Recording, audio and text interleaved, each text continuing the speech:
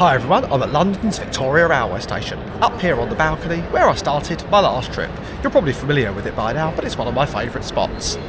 Today I'm taking a train from here down there to Portsmouth, where I'll be taking a ferry, one of my favourite modes of transport, across the channel.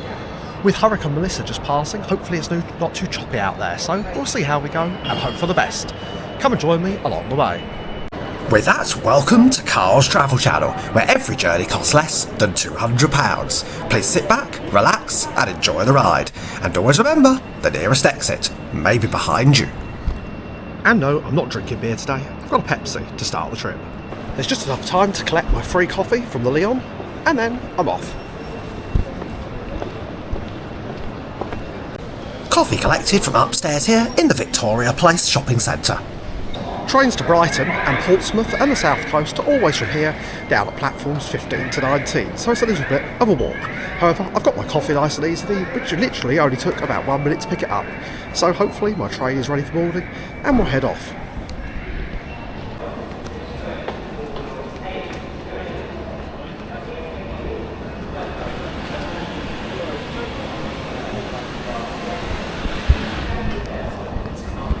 As usual, with a 100% non-success rate, my electronic ticket didn't scan, and I had to ask the member of staff to let me through, which happens here every single time. The attachment point here where the trains divide. I'll explain that more later on.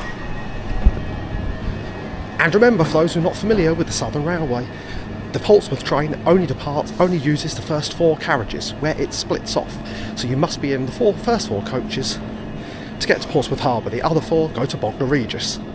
And so I've made it on board. A nice tray table is provided to put my coffee, and we can have now a look around the carriage. Over there is a very spacious luggage rack, mostly I guess as these trains stop at Gatwick Airport. And an overview for you there of the whole carriage itself and the southern seating. And so, here we go. Good afternoon everyone, welcome aboard Southern service to Portsmouth Harbour and Bognor Regis. This train will divide at Horsham.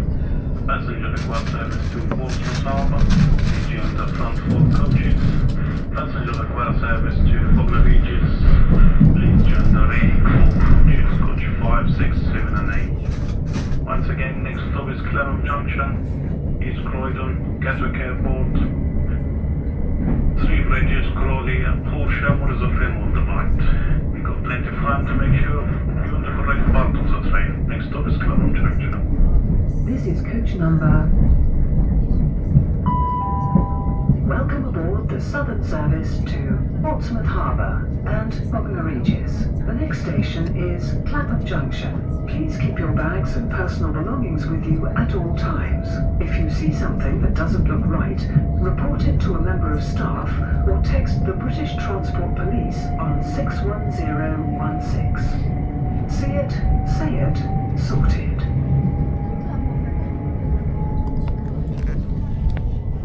Well, there we are, and so, here we go. We cross Old Mother Thames over Grosvenor Bridge, heading towards Battersea.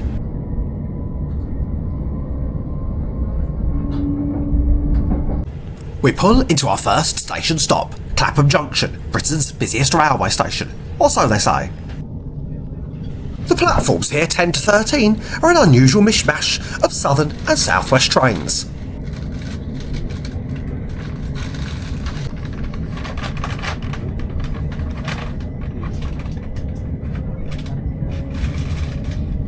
It's then non-stop, missing all the stations between here and East Croydon, where we call next. And with the sound of that click, please remember to like and subscribe. It really does make a difference. And for those regular viewers, I've left some industrial units in for you, next to the railway, as I know you love seeing those, especially if they are grungy and run down like these are.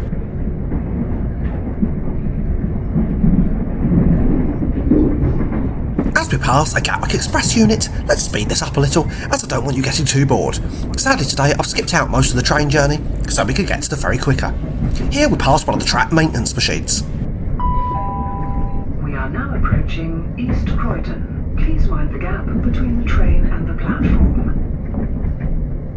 East Croydon really has undergone a massive regeneration work in recent years, with all of these new glitzy towers and skyscrapers. A Thames link is berthed here in the platform. This is where they join up with the southern services, but continue from here up to London Bridge instead.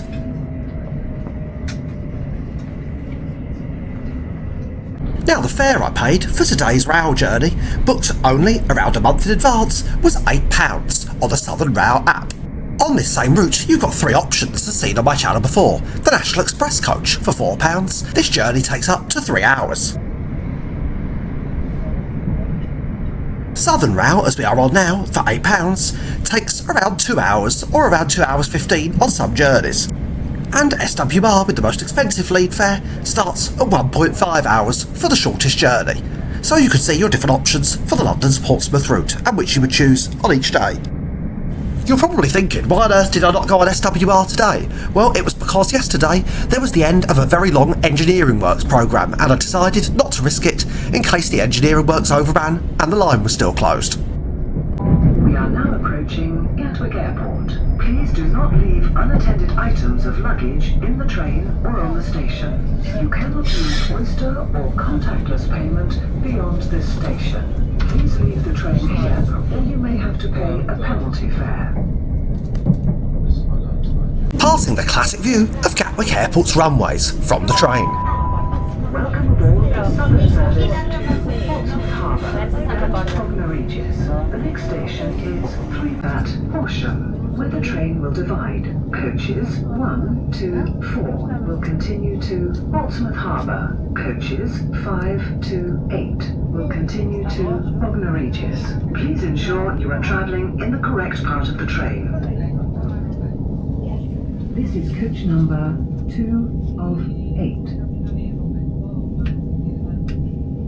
Some resultant will provide for coaches only, coach 1, 2, 3 and 4 will be continued to Portsmouth Harbour service. Play for coaches 5, 6, 7 and 8 will be continued to Bognor Regis service. Now we have left the Brighton main line, as you can hear shortly, the train will divide at Horsham.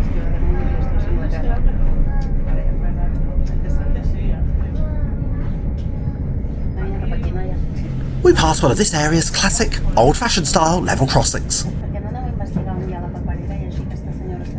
And no, this is not my camera lens, the window on this train is ridiculously dirty. Compared to the South West trains journey on my last adventure to Portsmouth, they really need to get into it and clean their windows.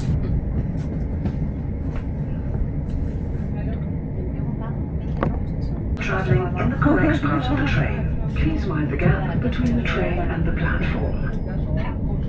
If you can see through the dirty windows, you can see the rail engineering units here at the yard as we approach Horsham. Well, after leaving Horsham, the train split uneventfully. There's nothing to see on board, sadly, except for a small little jolt as they uncouple the carriages.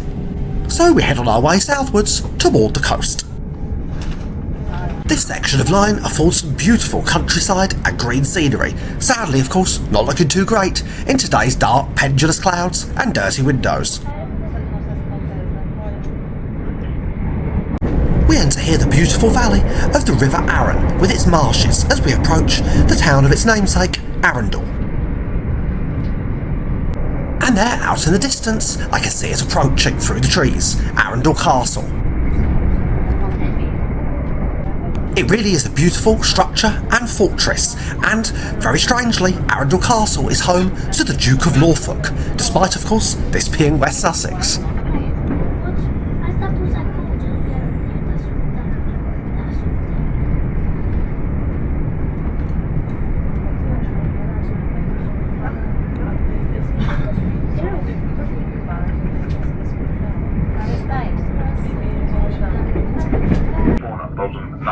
Southbourne, Emsworth, Orpington, Havant, Hilsea, Fratton, Portsmouth, Southsea and Portsmouth Harbour.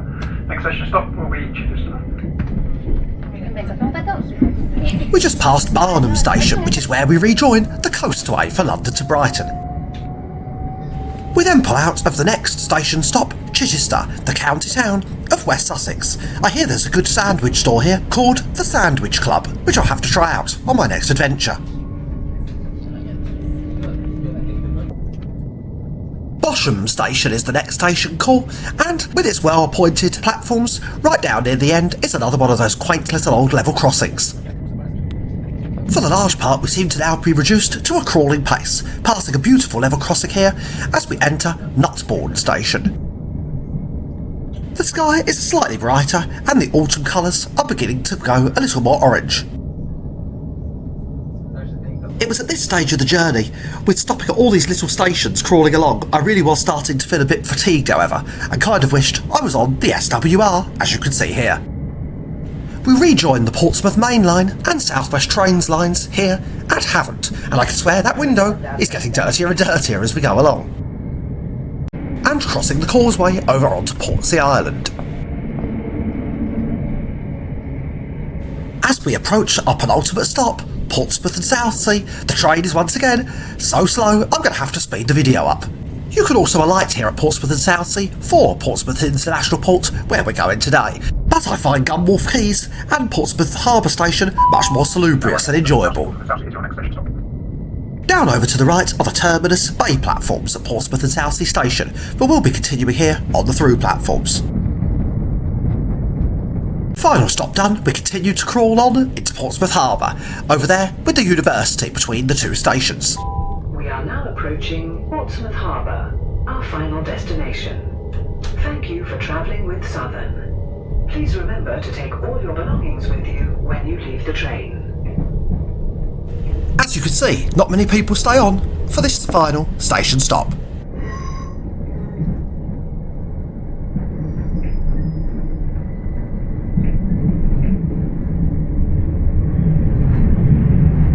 Both SWR and Southern serve here at the Harbour Station.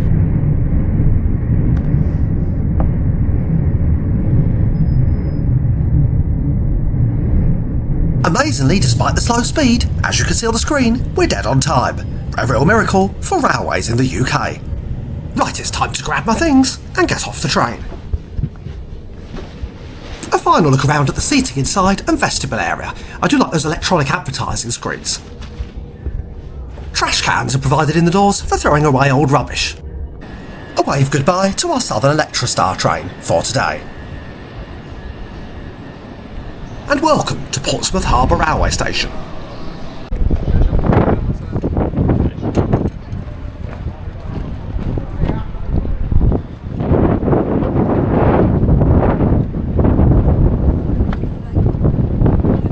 And so I've just arrived off the train to a very blustery Portsmouth Harbour Station. I must admit that train, especially the last 20 minutes of it, felt a lot longer than I imagined it to be, but we arrived only 7 minutes late, so not too bad really. It was fairly quiet, the train, with a few people here on board now and then who were noisy at parts, but okay.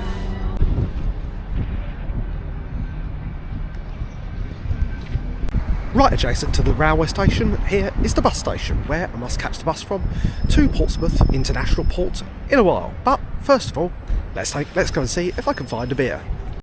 Well, I'm now here on the harbour front at Gunwharf Quays shopping centre, but that's unlike last time. It's way too cold to sit outside here today, so I'll see if I can find somewhere with a bit of shelter. The good old Spinnaker Tower is directly in front of me.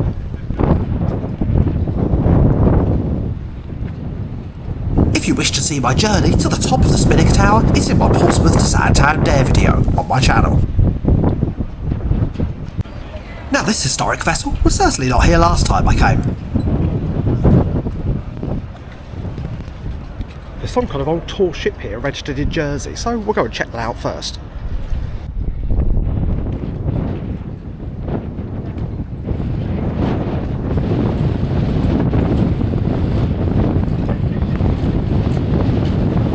If you know any facts or history about this boat or the super yacht behind it, please let me know in the comments below. According to some information online, she was actually built in 1911 and is an old brigantine and was converted to sailing leisure use in the 1970s. The Eye of the Wind, apparently, with a luxury super yacht behind it, numbered 97. It does have a name on the end, but I can't read it from here. I finally get my first beer of the holiday, a Peroni here in the Spinnaker Cafe and Restaurant and Bar just underneath the tower. And what is that I can spy departing outside? One of the White Link fast cats to the island. Then, a brief spell of excitement as the DFDS freighter vessel from Jersey comes into view, the Caesarea Trader. However, why she's not branded in DFDS livery, I have absolutely no idea. It's quite strange. It looks like it's undercover. My own ship, the Saint Malo, is now arriving. There is always an exciting feeling seeing the boat you are about to travel on pull into the port. She is arriving here from Saint Malo itself, where it generally operates back and forward. However, tonight, of course, it's going to do a one-off special crossing to a different destination. Let's see where we end up.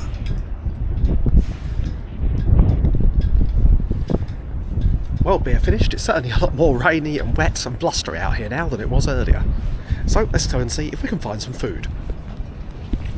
Well, I'm very early and a bit bored, so I've come for a little explore around the Gunwharf Quays shopping centre. Plus it's sheltered, and I'm away from the rain in this very soaking wet evening.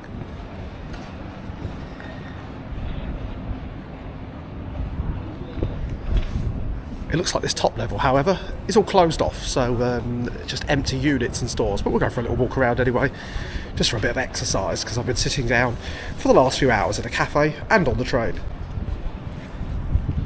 I just decided where to eat. I can see there's a Five Guys over there, but judging by the price of their burgers usually, I'm guessing it won't be doable. But we could check out the menu and have a look. And no, as a result of having a look in Five Guys, it's £12 for a cheeseburger, plus any extras on top. So I think, given that Burger King is about £6 or £7, I'll try that instead. They even have a large view cinema up here, and across the way here, a Chiquito restaurant. But tonight, I'm not really feeling like Mexican food. A look at the various shops and outlets in the main part of the shopping centre downstairs. I've arrived all the way back where I started from, of course, at the Spinnaker Tower, and wow, it's lit up in this beautiful blue colour tonight. And here, of course, is the entrance to the Spinnaker Tower, where I went on my Santorini trip, which you can see on my channel. However, let's go and check out the Burger King. It was a bit grotty last time, but we'll see as it's cheap. Maybe give it a go anyway.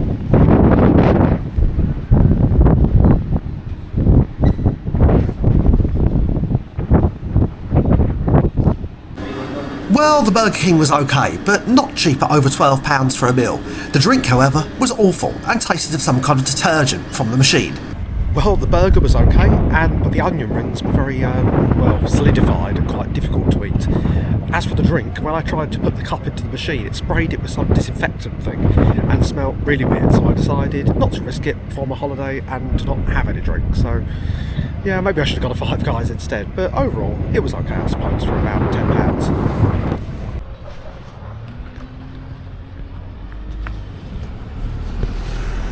Well, I'm back at the bus station, so hopefully at this time of night there will still be some buses to the international port. But we'll find out, I guess. One benefit of arriving late for the first time, it's very quiet inside, so I'm able to show you how it looks. There's some tea and coffee machines and a visitor information centre. Phew, fortunately, waiting time for the bus was only about 5 or 6 minutes. A quick look around inside before the passengers get on, and wow, down there even, there's a USB socket.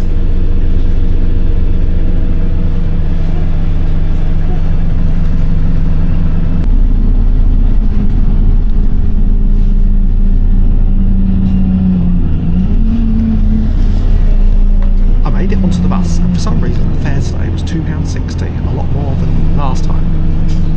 And so, here we go. Legroom is typical UK bus with not very much space, and hard plasticky seats.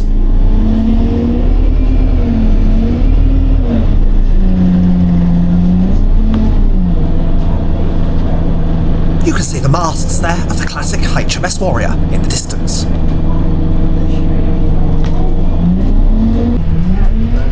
One very good feature are the electronic information boards, which also tell you the next couple of stops.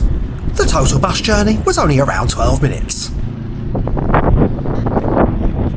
Well, I've made it to Portsmouth International Port for the first time in the dark, and still, once again, nobody has ever said to me in the comments which ships these anchors come from, but if you know, please let me know.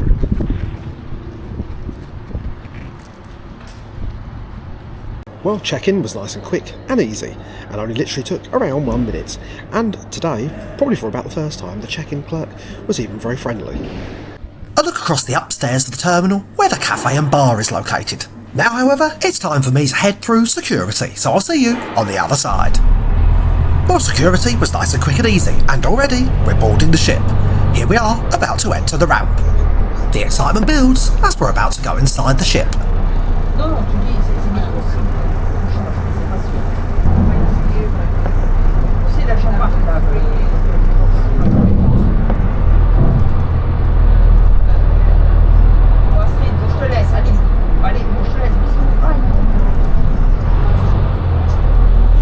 And welcome aboard the Saint Malo.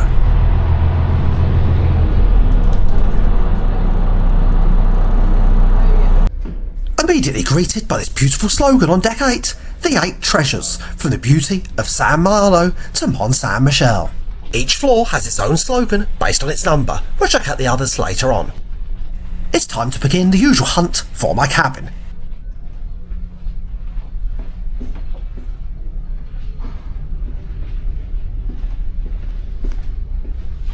Ah, here we are, 8216. Now, will we be first time lucky with the key card?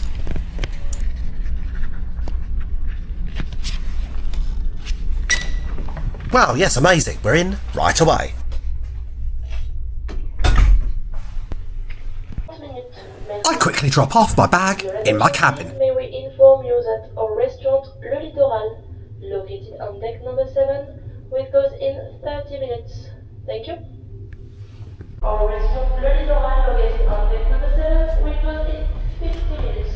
Thank you. And just those 2 announcements are played back to you in the correct order. It seems as though they changed their mind, but still, 50 minutes is not long. Before we head upstairs, the classic view through this cool window down into the atrium area of the ship's bar. Okay, time for a quick stint up on deck. However, I can't spend too long up there because I'm now time constrained to get down to enjoy a snack at the restaurant.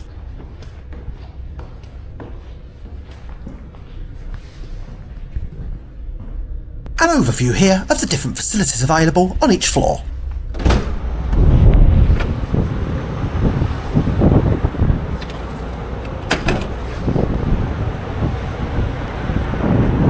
Well, you should know by now, the first thing I do on the ferry is go out on deck, but my gosh, it's breezy out there. I better hold on to my hat.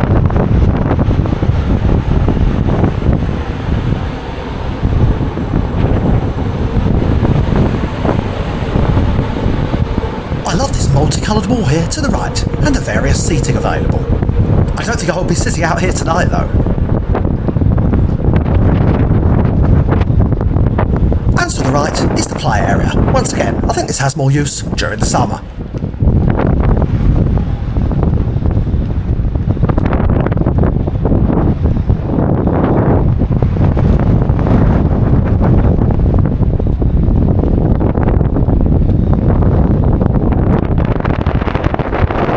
Love the bright Brittany Ferries sign on our stern, and the flag of France, of course, is flying.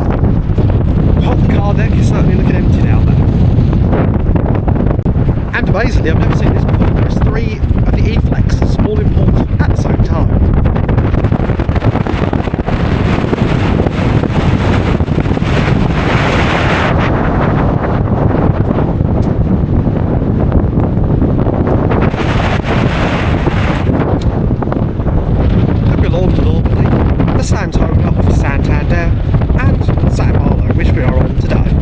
Normandy, of course, is off to Carl.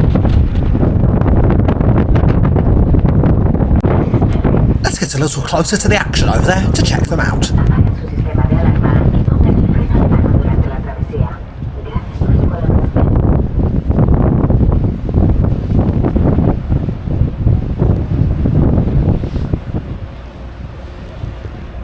And there is the Santona, off to Santander at 9:30 PM actually, the same time as we are also sailing. So it'd be interesting to see if there's a race for both of us out of the port. I believe this is also Santona's last sailing to Santander this year. The vessels all tend to move around in winter. To the left of her here, you can see the Guillaume de Normandy slowly reversing in, but she was having a tough time in the wind tonight. And you can see my video on her already on my channel, from calm to Portsmouth. Arriving in Cherbourg tomorrow morning at 7:30 British time. The time used on board is British time. We wish you a very nice crossing. Ouch, it's going to be an early start tomorrow. However, what she said about the French time is very important on board the ship, because the opening times of all the bars and restaurants go by British time, so you must check that and make allowances on your watch. I then stay here far too long during the wind, slowly watching the Guillaume de Normandy painfully make its way back into the port. She was crabbing at quite an angle as she reversed into her berth.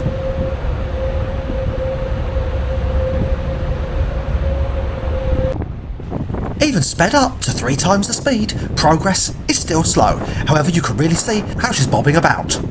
Whilst we are waiting for her to arrive into her berth, I just also want to point out that the Guillaume de Normandy and the Saint Malo are both unique sister ships, a sort of subclass of E-Flexer, which is a slightly shorter length in design. There are, however, a few differences, which I'll point out as we go through the video. You're going to get bored now, so let's speed this up even more.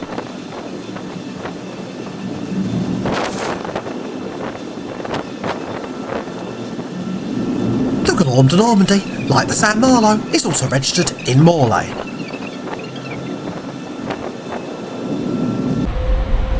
It's time to head back downstairs into the wall, but on the way I see here the cool glass roof of the atrium bar below. There's a nice big undercover seating area here too, which can be used by smokers.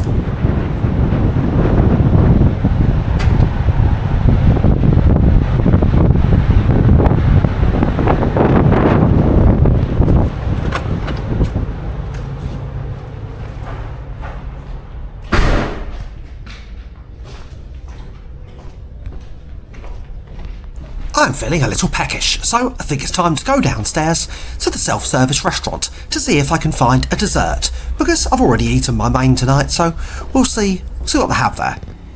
Here it is, a nice chocolate mousse thing, which I seem to remember from Santonia are actually vegan as well.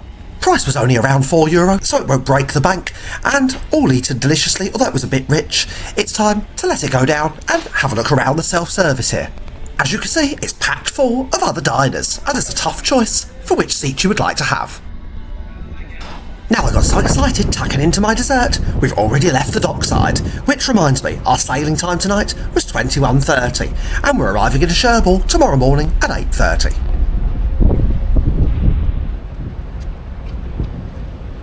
As I descend the stairs, the paint on board still sounds nice and squeaky and new.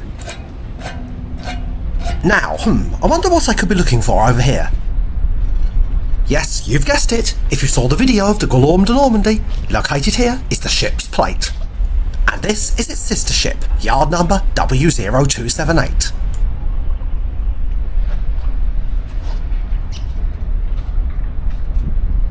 Wow, everything down here really does look very shiny and new. And gosh my, look how busy that car deck is. There is not a single trailer, truck or car.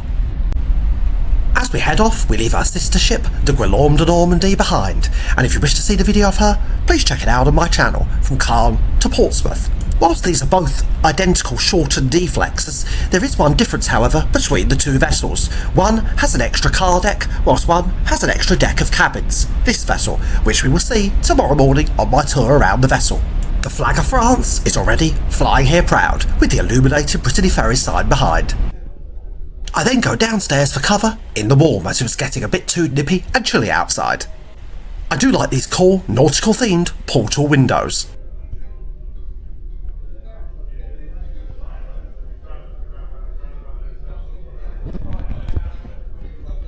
I've come back inside in this small little part of the lounge here at the back, just to wait to pass the Spinnaker and Portsmouth city centre, and we'll go back outside. It's not too cold actually up there tonight, but it's still a bit too cold to stay up there for about 15 minutes, so I thought I'd keep warm and then go back up to see the sights. The Spinnaker is approaching, so I'm back up on deck to try and find a nice little view.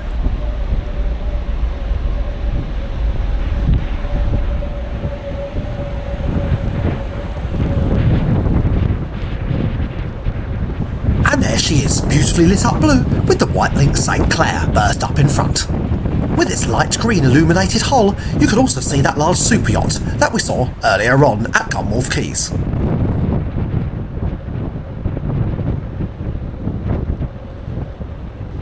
Coming into the view to the right here is White Link's largest vessel, the Victoria of White, berthed up in its usual spot. The Saint Faith is actually also hiding behind it, their oldest vessel. And the various bars, cafes and restaurants here along the quayside.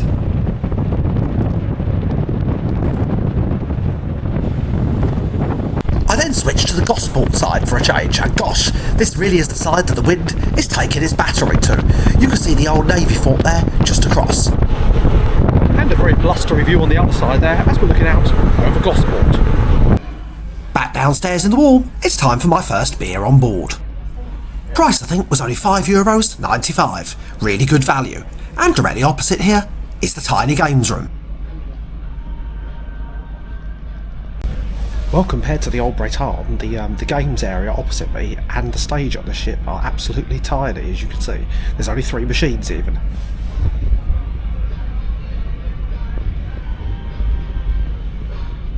I thought this screen was a nice touch, which had technical diagrams and drawings of the Saint Malo herself. Mostly, I think, for evacuation reasons. A closer look at the games room, which for some unknown reason has a photo booth, 2 Mario Kart machines, and a pixel type machine at the side there. Through the stairwell here is the other side of the Brise Mabro bar, and wow, there is this core cabinet with presumably one of some traditional Breton dancers. Now let's go and have a look downstairs at deck 7 to see what facilities are there.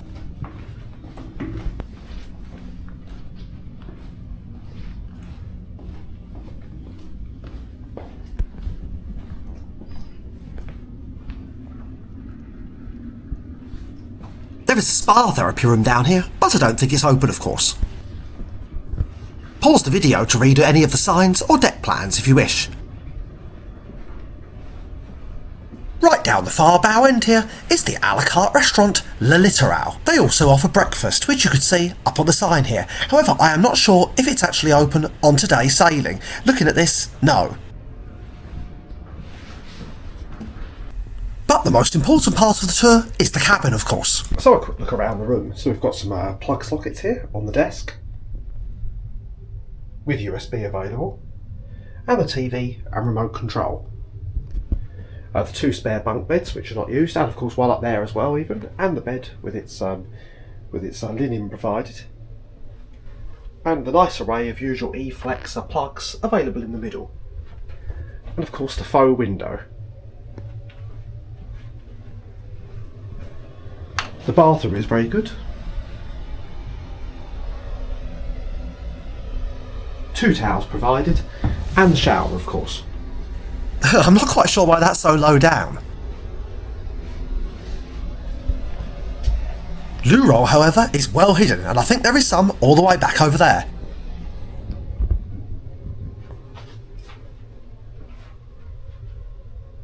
What do you think of the window? Let me know in the comments below.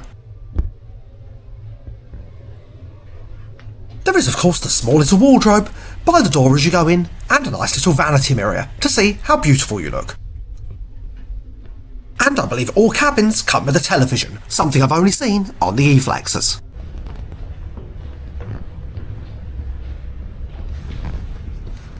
And well, it's time now for the midnight stroll on deck.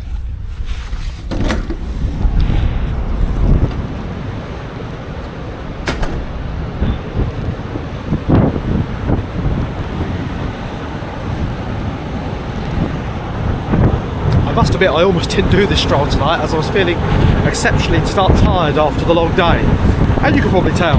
However, I thought, well, it wouldn't really be one of my videos and the whole ferry experience if I didn't do it, and gosh, the wind is strong out here, but we made it for the midnight stroll on deck, so here we are.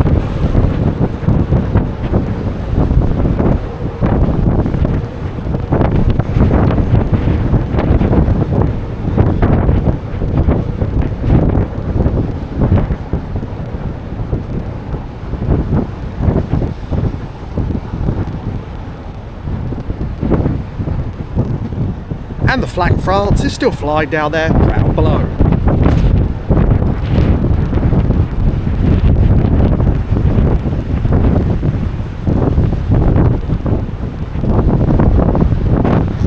Sadly though, there's no stars visible, and very little are on the horizon as well. There's a few lights dotted around there, here and there, probably of other ships.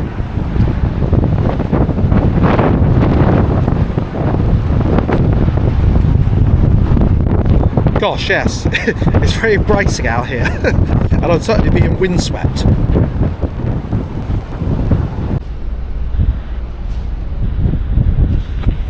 There's some exercise bikes here which I didn't see earlier, and I've just looked at the camera and seen the state of my hair after venturing out there in the midnight wind. Oh well, I'm sure you'll have to get used to it.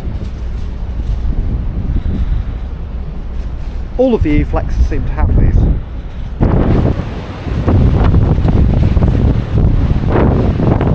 It's windy out here, and you can see the helipad up there as well for any emergency evacuations, etc.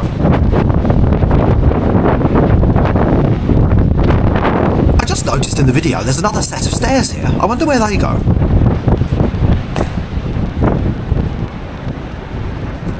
Right, I think it's time, holding on to my hat, I think it's time I go back inside in the warm and try and get some sleep in my cabin.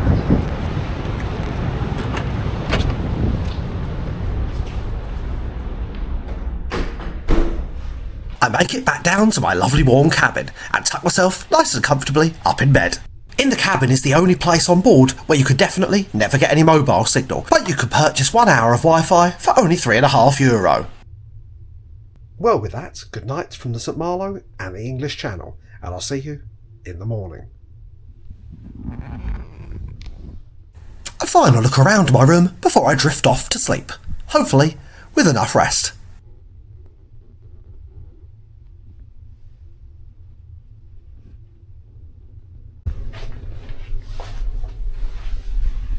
And good morning from the English Channel and the Saint Malo. Well, I'm afraid that was a very short night's sleep. I didn't really sleep enough at all, to be honest. However, that wasn't really the fault of the cabin, it was mainly due to me getting into bed late. Overall, the room was very warm and a nice temperature, and the bed was very comfortable. Anyway, we'll head out now on deck and see what we can find.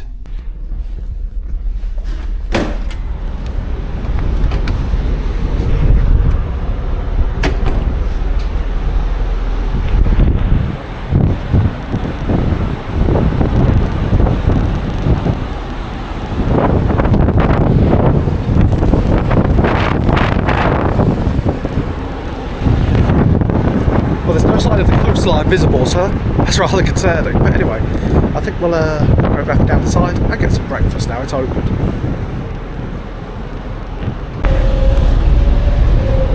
Well, I was just about to head out, but I've actually found the coastline on the other side and the very first slither of dawn appearing.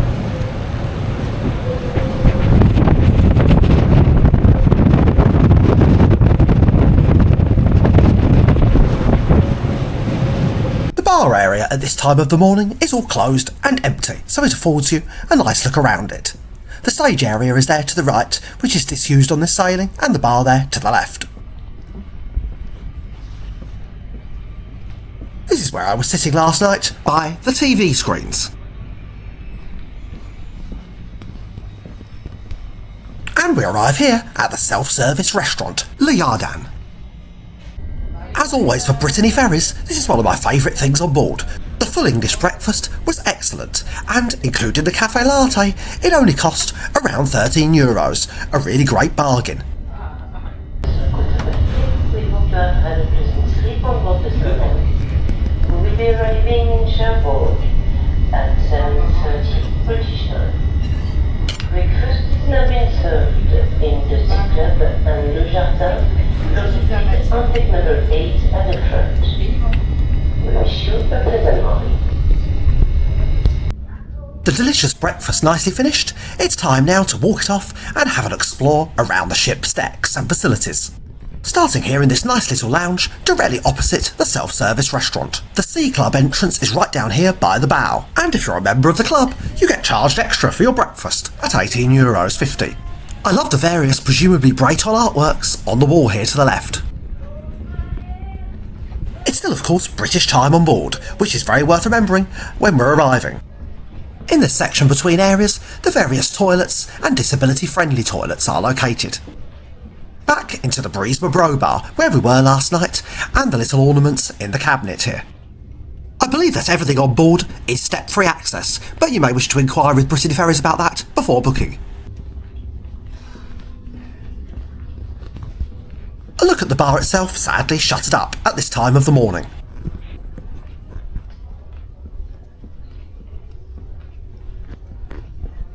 More nice traditional artworks adorn the walls all over.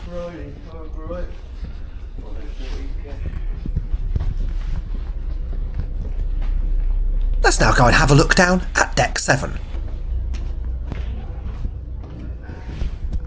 This floor is named Armour, which of course is probably pronounced wrong. The sea, from wild beaches to sheltered coves, sows in the wind, sea and sky entwined, and birds soaring majestically overhead. As we pass by La Plage, which I'll show you in a moment, let's head out here to have a look at the dog walking area. And indeed, there is a dog out here being walked.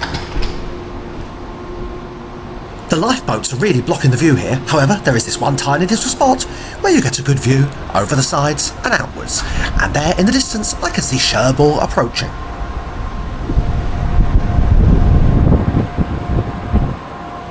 Back inside to the stern end of the ship, here is this nice modern internet browsing facility, La Plage, and a large long gallery full of lots of different old-fashioned posters of Saint Malo herself, obviously because she's normally operating on this route. They are really quite fascinating. I could spend an hour down here, but sadly there's not very long left until we arrive. Over here is a little booth full of electronic workstations with plugs and sockets for your devices. The most incredible surprise is all of this area was free to access.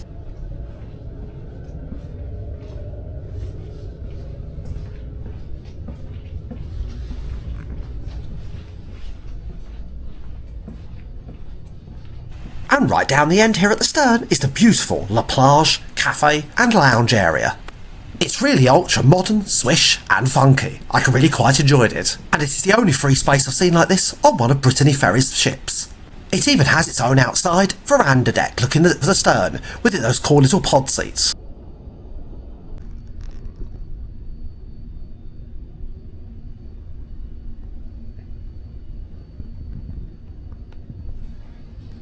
Despite it barely being November, the festive posters and adverts are up already. The season is beginning. This is back down the other end of Deck 7, and the location of the lounge seating and the duty-free gift store to the right. Of course, it is closed, like it always seems to be every time I pass it on one of my video tours. Some nice old traditional music in the background too, maybe that's Breton. I'm not sure what this random chair is doing here, quite unusual, but down here, this is the secret exhibition gallery on Deck 6, which luckily someone had told me about, because I would never have known, with it being this well hidden. Most of the signage for Deck 6 just has it as a location for the cabins, which indeed it is, except for this in the corridor. And indeed the gallery is really in the corridor of the cabins. If it gets busy, it must be confusing for guests staying in this area. It starts here with the historic prehistory of Brittany Ferries, all the way up to the present day, with more than 50 years of plying the English Channel. If you want to stop to look at any of this in any more detail, then maybe pause the video and hopefully it won't be blurred since this is recorded in 4K HD. A nice display board here on the vessel, the Saint Malo herself.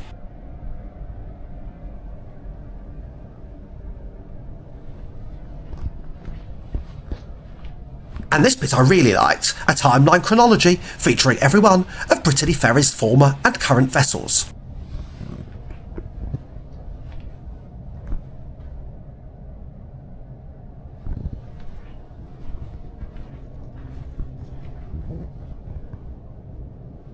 Sorry, I forgot to check what was down here, but alas, it looks like it's just a few artworks on the wall, but not any of the gallery itself, so we'll continue back.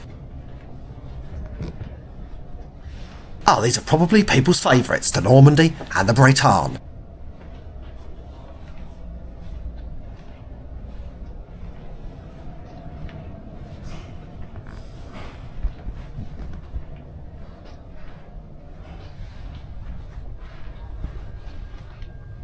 Once again there, for her fans from 1989, there she is, the Queen herself up on the wall. Votre attention s'il vous plaît, nous arrivons à Cherbourg dans environ 30 minutes. May stay in the cabin for the moment. We inform you that for safety reasons, access to the garage is strictly forbidden until further notice. Thank you. The gallery continues onwards, all the way down here, past even more cabins. It really is impressively large. There was a snippet there about Carlos Nunez on the wall, who recorded the famous Breton music that you hear in the cabin when you wake up. Sadly, I don't have time to show you every single artwork or feature, but you know what to do. You can come, of course, on board yourself.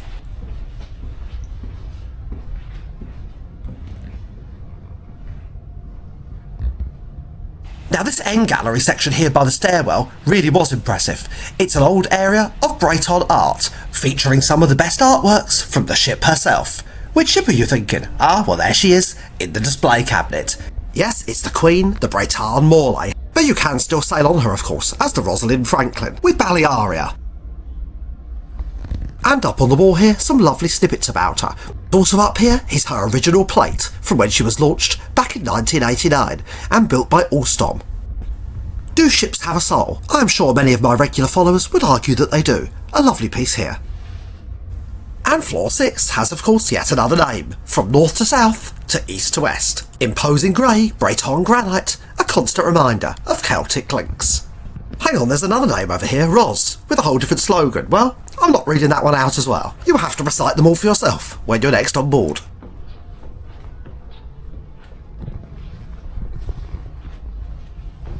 Heading back up to deck 7, this comes right out by La Plage we saw a moment ago. Right, let's go back out to the dog walking area to see how much progress we are making into the port.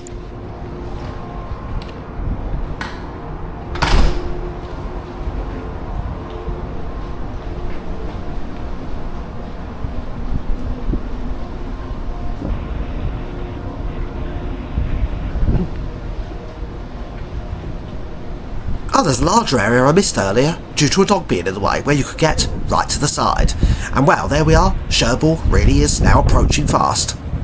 Rather excitedly, I can see quite a lot of ferries over there in the distance, including a catamaran. We'll have to check those out as we draw closer. We are then about to enter the breakwater itself.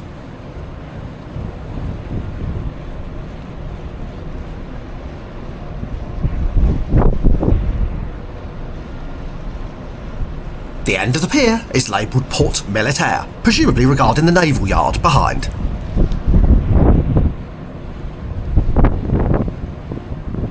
It looks as though somebody has gone out for a morning run in their little boat.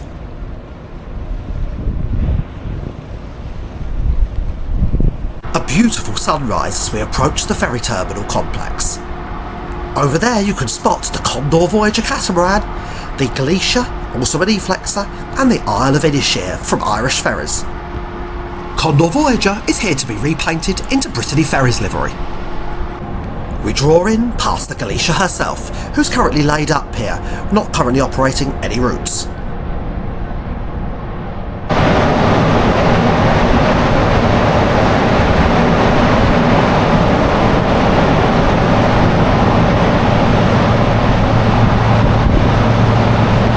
Roar of the funnels of the Isle of Inisheer, or wow, should I say, the Rainbow Inisheer, adorned with plenty of rust to her sides.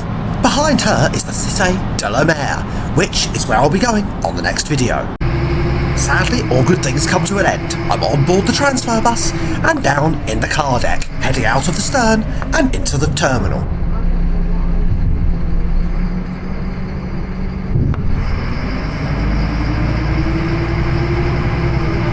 We head towards the terminal, waving goodbye there to the Saint Malo. She really was a great ride and stay, the other ships flanked up behind her.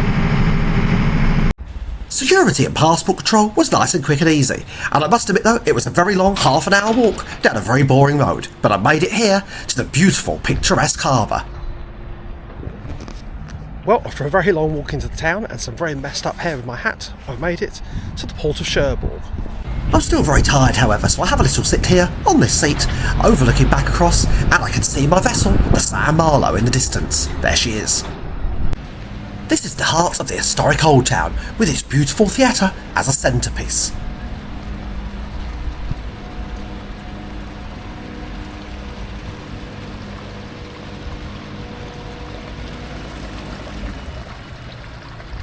Now I'm in need of a coffee and a sit down to keep me awake, or as Scott would say, up to cruising altitude. That's enough plugging other YouTubers, however, so I'll enjoy this Coke in this beautiful little cafe called Poppy's here. It's time now, as I'm very tired, to head to my hotel, and on the way I'll find this cool little map of Cherbourg and Cotentin herself.